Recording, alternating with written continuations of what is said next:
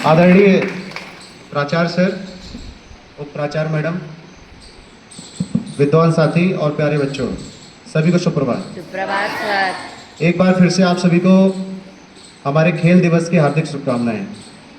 आप सभी बैठ जाएं, सभी बैठ जाइए।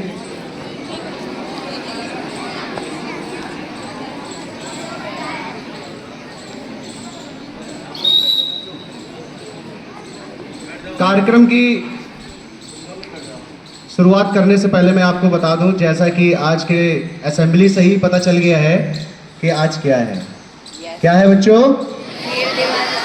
खेल दिवस। और यह किसके जन्म दिवस पर मनाया जाता है? और मेजर ध्यानचंद कौन थे? एक हॉकी के खिलाड़ी थे, ठीक है, हॉकी खिलाड़ी थे। तो उन्हीं की याद में और उनके जन्म दिवस के अवसर पर हमारा जो राष्ट्रीय खेल दिवस है वो मनाया जाता है। तो कार्यक्रम की अगली श्रृंखला में मैं हमारे प्राचार्य सर और उप प्राचार्य मैडम को आमंत्रित करूंगा कि वो मेजर ध्यानचंद की प्रतिमा पर पुष्पगुच्छ अर्पित करें। हमारे प्राचार्य सर और उप प्राचार्य मैडम।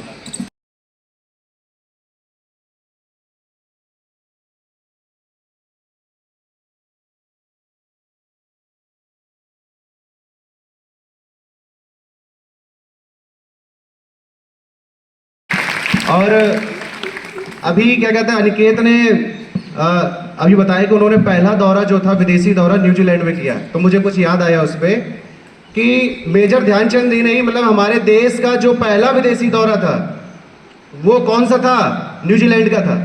और उस समय हमारे देश की ऐसी स्थिति थी, क्योंकि हमारा देश आज़ाद नहीं था और परतंत्र था, स्वतंत्र नहीं था। तो जिसकी वजह से हमारे देश में खेल के लिए 11 खिलाड़ियों का टिकट कराना मुश्किल था।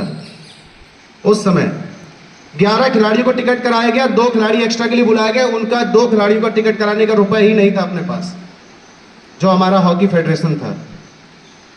लेकिन कैसे भी करके बंगाल में जो फेडरेशन चलता है उन्होंने कुछ करके खिलाड़ियों का सब कराया। और पहले क्या था, सब समुद्री जहाज से जाते थे। लगभग 27 से 28 दिन इन्होंने ट्रेवल किया समुद्र में, तब कहीं न्यूजीलैंड पहुंचे ये। और जब न्यूजीलैंड जाना था तो सब लोगों ने इनसे कहा कि वहां पर सर्दी बहुत है, सर्दी इतनी है कि आपको सर्द के लिए कपड़े गर्म वाले चाहिए। तो लेकिन इनके पास क्या था? इनके पास नहीं था, गरीबी थी। गरीबी इतनी थी कि इनके पास कपड़े नहीं थे। लेकिन ये ब्रिटिश सैनिक थे, तो इनके पास जो भी वर्दी थी उसको रखा, और वर्दी में ही जो भी इनको गर्म कपड़े मिलते थे वो भी रखा। और इन्होंने कहा कि मेरे पास जो भी सुविधा है मैं उसी में ही जाऊंगा, और क्योंकि मैं एक सैनिक हूं, मुझे हर हालात से लड़ना आता है। और ये चले गए।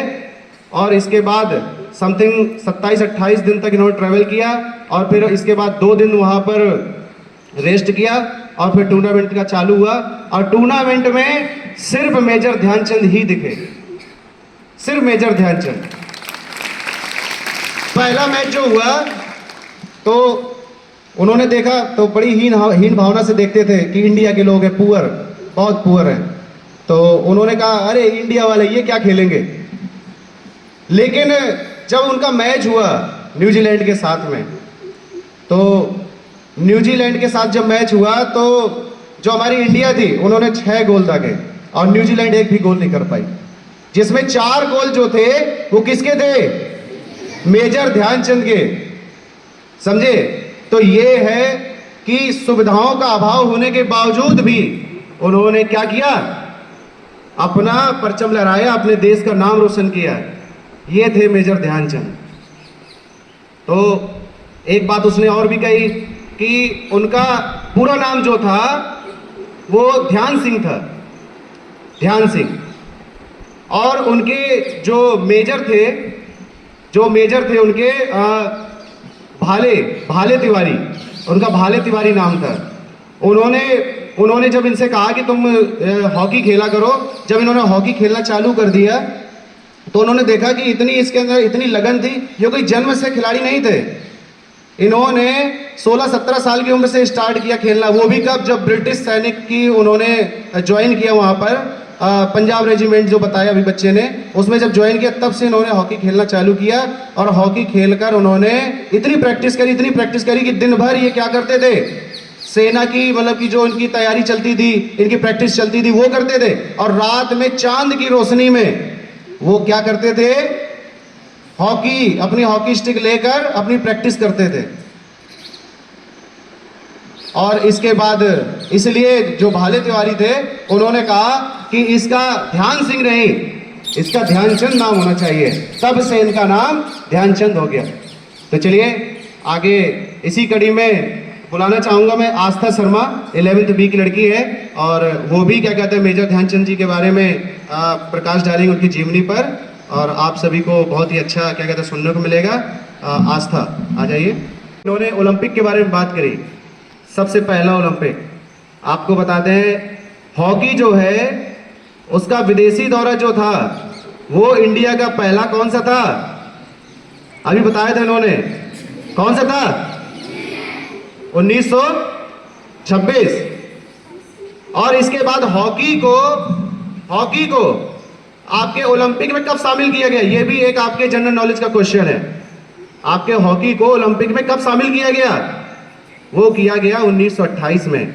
और 1928 वाली जो पहली टीम गई वो क्या कहते हैं मेजर ध्यानचंद जी के साथ में। और मेजर ध्यानचंद जब खेलने गए, इनके पास सुविधाओं का अभाव तो पहले भी था, इनके साथ हीन भावना देखी गई, लेकिन जब इन्होंने अपना हॉकी के दम पर अपना परचम लहरा कर आए, अपने देश का नाम रोशन करके आए, तो वहां पर इन्होंने अपनी छवि इतनी अच्छी बना ली कि हर बच्चे के नाम जुबान पर एक ही नाम था, क्या, मेजर ध्यानचंद। तो जब ये ओलंपिक में 1928 में जब ओलंपिक में शामिल किया गया हॉकी को, तो इंडिया ने भी प्रस्ताव रखा, क्योंकि ऐसे ओलंपिक में तो खेलने को मिलता नहीं है, पहली बार ओलंपिक शामिल हुआ, तो 10 देशों ने प्रस्ताव रखा था कि हम ओलंपिक खेलेंगे हॉकी। तो उन्होंने 10 देशों को स्वीकार जो किया था उसमें इंडिया का नाम भी जोड़ दिया गया। और उसमें मेजर ध्यानचंद जो थे वो, उनको कंफर्म ही नहीं था कि मैं ओलंपिक खेलूंगा कि नहीं खेलूंगा। सब लोग कह रहे थे कि तुम चले जाओ बड़े बड़े अधिकारियों से अपनी सिफारिश कर दो, जिससे तुम्हें क्या कहते हैं उसमें रख लिया जाएगा टीम में। लेकिन मेजर ध्यानचंद ने हंस के निकल गए, कह रहे मैं ये काम नहीं करूंगा, मुझसे नहीं होगा ये।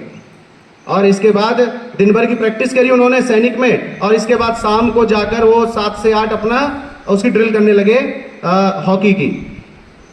फिर इसके बाद वही उनके जो क्या कहते भाले तिवारी थे, जो उनके मेजर, वो आए और उन्होंने उनको बुलाया, उनसे कहा कि बधाई हो, आपका ओलंपिक में चयन हो गया है।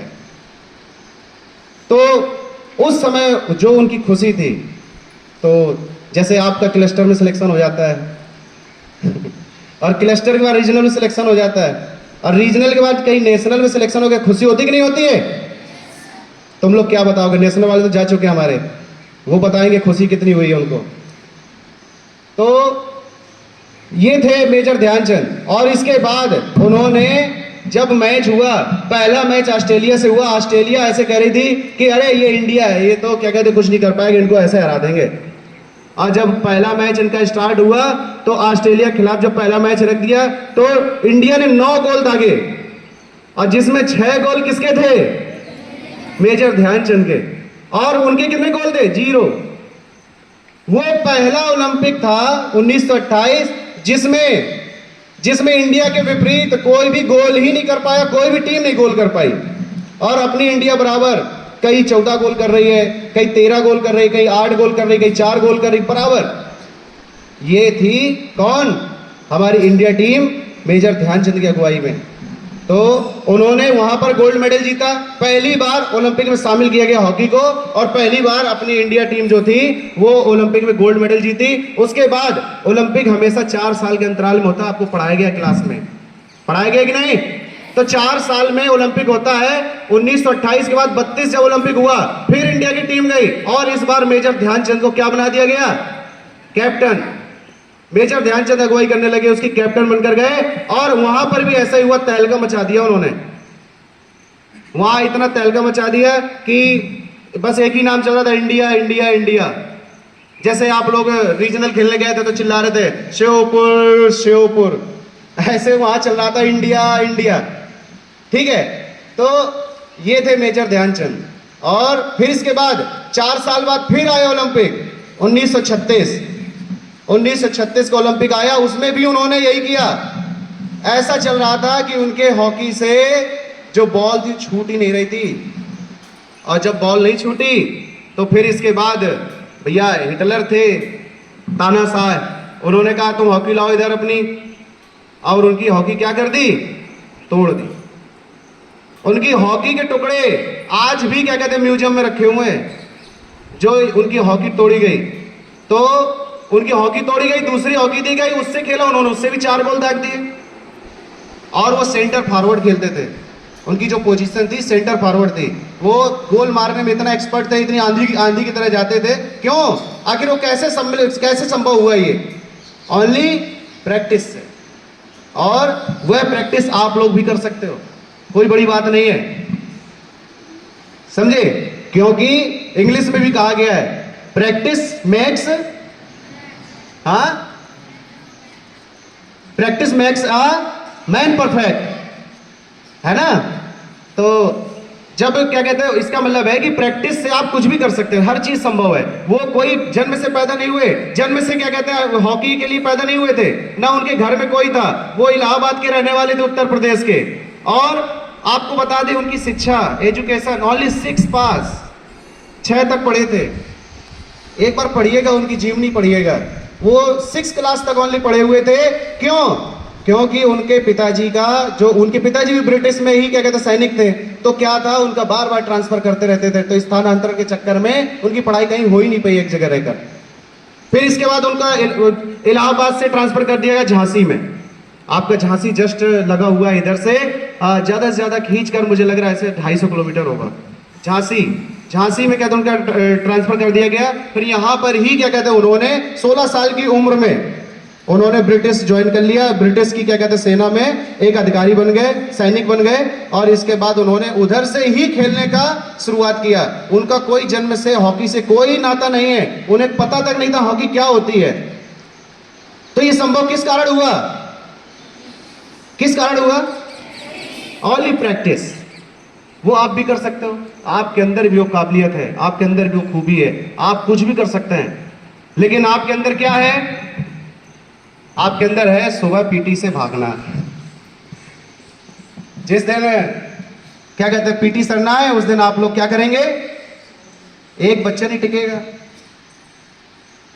और अगर ये पता चल जाए कि आज पीटी नहीं होगी, तो आप 5:30 बजे ही आ जाओगे और भाग जाओगे तुरंत काउंटिंग देकर। ये है आपके अंदर। तो इससे थोड़ी ना कुछ होगा, आपको खुद को बदलना पड़ेगा, आपके अंदर, अपने अंदर की काबिलियत को पहचानना पड़ेगा। तो चलिए, ये ज़्यादा नहीं बोलूँगा मैं, नहीं तो आप लोगों को लगेगा कि सर क्लास में भी प्रवचन देते हैं और यहाँ भी प्रवचन देने लगे।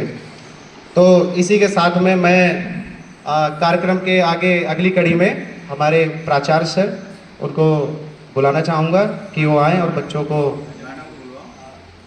सॉरी क्या कहते हैं हमारे उप प्राचार्य मैडम को मैं आमंत्रित करना चाहूँगा कि वो आए और बच्चों को आशीर्वाद स्वरूप 2 वचन और मेजर ध्यानचंद जी के बारे में कुछ बच्चों को बताएं। माननीय प्राचार्य मैडम।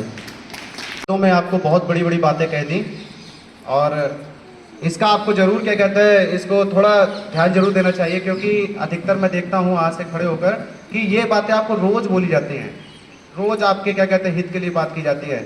और आपको भी क्लास में बताया जाता है कि यहाँ पर आप लोग एक ध्यान दीजिए कि एक छोटे स्तर का कर्मचारी हो या फिर बड़े स्तर का कर्मचारी हो, वो सिर्फ आपके लिए ही लगा हुआ है। अगर यहाँ पर है तो वो सिर्फ आपके लिए ही है, तो उसका फायदा आप लोग नहीं उठा पाओगे तो फिर बेकार है। इतना रिसोर्सेज होने के बाद भी अगर आपके अंदर की जो खूबियां हैं वो ना निकले तो बेकार है। एक वो थे जो क्या कहते हैं चांद की रोशनी में प्रैक्टिस करते थे, एक यहाँ पर एक लाइट इतनी है कि सब कुछ अच्छा है लेकिन तब भी नहीं हो पा रहा है। आप लोग उसमें भी कमियां निकालते हो कि सर वो ऐसा है, ये ऐसा है, वहाँ घास है, वहाँ ये है। अगर वो मेजर ध्यानचंद जी भी ऐसे कहते तो क्या आज उनका नाम हो पाता? वो भी आपके जैसे ही क्या कहते हैं एक स्टूडेंट होंगे, आपके जैसे ही एक बच्चे होंगे, आपके जैसे ही क्या कहते हैं एक बालक होंगे, तो उससे कुछ सीखिए। और अगर आपने आज जो ये जयंती हो रही है, उनका जो खेल दिवस मनाया जा रहा है, अगर आपसे आज आपने इससे अगर एक भी अगर क्या कहते हैं एक भी अगर टॉपिक आपने सीख लिया, अपने जीवन में उतार लिया, तो ये समझिए कि आज ये जयंती मनाना ये सफल हो गया।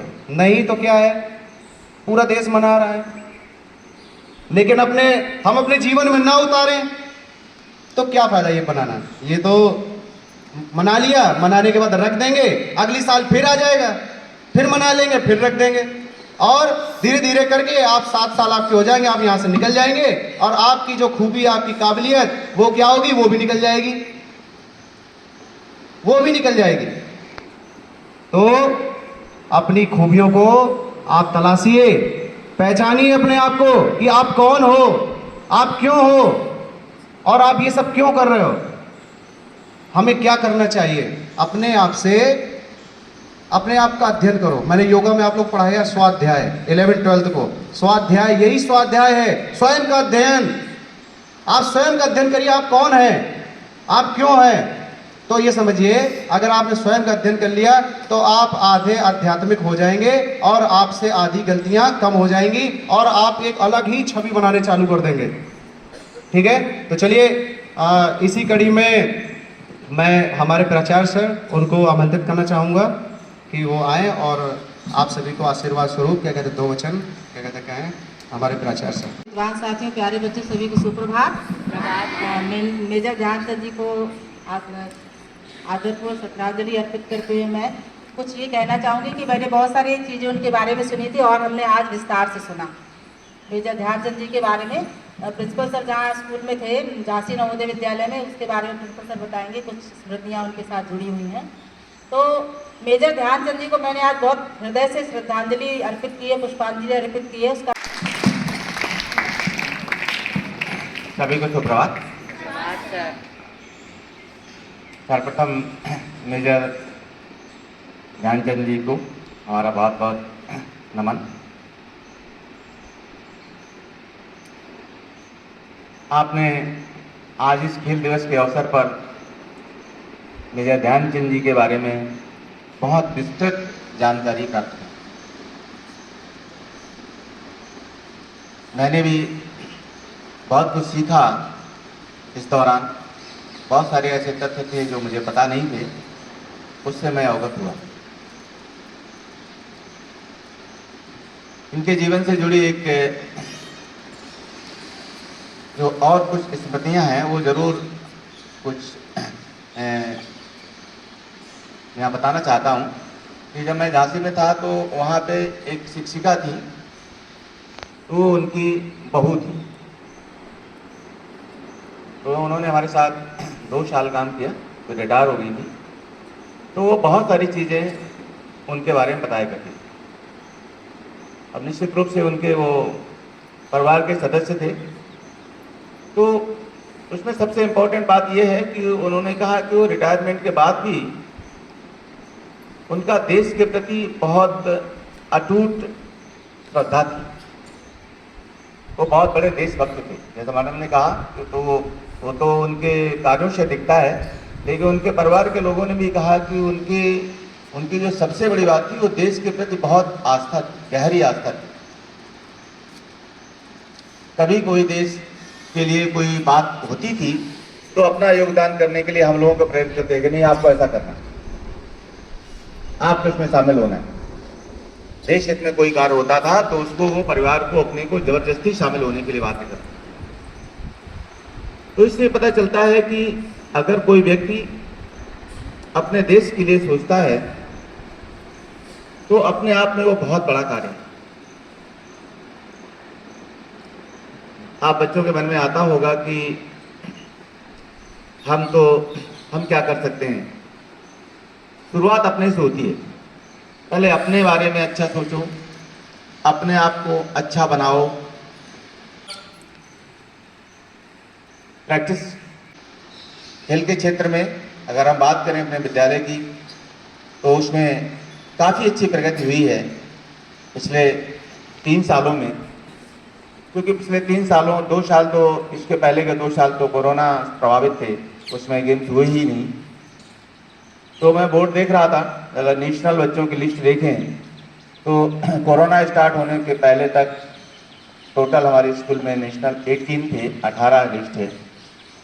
और इन 3 सालों में कोरोना के बाद 22, 23 एंड 24, 3 सालों में ये संख्या 19 हो गई, 19 या 20 हो गई, 20 हो गई। तो निश्चित रूप से बहुत बड़ी बात है कि जो बच्चे 18 साल में जो उपलब्धि थी वो 3 साल में हुई है, तो बहुत बड़ी बात है। और इसका श्रेय हमारे दोनों टीचर्स को जाता है। रंजना मैडम को भी आए हुए इस स्कूल में 3 साल ही हुए हैं, 2 साल हुए, और यतीश जी हमारे यहाँ हमारा 3 साल से। तो हमारे टीचर्स को इसका श्रेय जाता है। और जब कभी कोई बच्चा अच्छा करता है तो सबसे पहले पूछा जाता है कि भाई किससे आपने शिक्षा प्राप्त की। हर व्यक्ति दर्शक उससे पूछेगा कि आपको किसने सिखाया, बताओ है कि नहीं। इसलिए अगर किसी क्षेत्र में कोई बच्चा अच्छा करता है तो उस बच्चे के साथ साथ उसके गुरु, उसके शिक्षक का नाम पहले आता है। तो जहाँ उपलब्धि है वहाँ श्रेय शिक्षकों को है, और हमारे ये दोनों शिक्षक बहुत अच्छा करते हैं। ऐसा करने में मुझे कोई संकोच नहीं। ताली बजाओ भाई।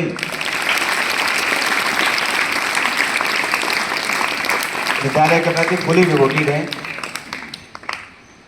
उनका पूरा का पूरा समय आपको आगे बढ़ाने में है। अपना व्यक्तिगत समय, जो उनको व्यक्तिगत समय है, वो देकर आपको आगे बढ़ाने का प्रयास करते हैं।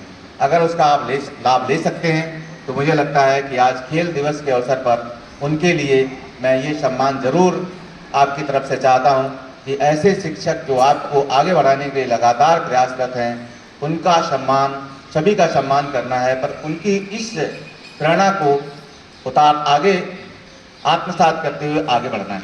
तो अभी आपका बहुत अच्छा मौका है, आपको लगातार गाइडेंस मिल रहा है, लगातार आपको मोटिवेट किया जा रहा है, तो आप आगे बढ़ सकते हैं। सभी शिक्षकों से भी हमारा, जो विषय शिक्षकों से भी अनुरोध है, ऐसे बच्चे जो खेलते हैं उनको खेल में प्रोत्साहित करें, उनको डिस्करेज ना करें, उनको प्रोत्साहित करें, उनको अलग से थोड़ी मदद करें। वो आपका योगदान भी उनकी उस जो उपलब्धि में शामिल होगा। अगर आप ऐसे बच्चों को अलग से कुछ हेल्प करेंगे, उनको सपोर्ट करेंगे, उनको मोटिवेट करेंगे और अपने क्षेत्र में वो अच्छा कर लेंगे, तो आपका योगदान वो कभी विस्मृत नहीं कर पाएंगे। उनको लगेगा कि अगर वो सर ना होते, वो मैडम ना होते, तो शायद मैं ये ना कर पाता। क्यों मैं आगे पास ही नहीं होता, आगे जा ही नहीं पाता। तो आपका योगदान उसमें बहुत आवश्यक है। मैं रिक्वेस्ट करूँगा सभी टीचर्स से कि ऐसे बच्चे जो जिनके अंदर खेल प्रतिभा है, उनको आगे बढ़ाने में आप अपना भरपूर योगदान दें, जिससे वो बच्चे बहुत अच्छा कर सकें और अपना करियर बना सकें, आपका, अपने परिवार का, अपने देश का नाम रोशन कर सकें। धन्यवाद।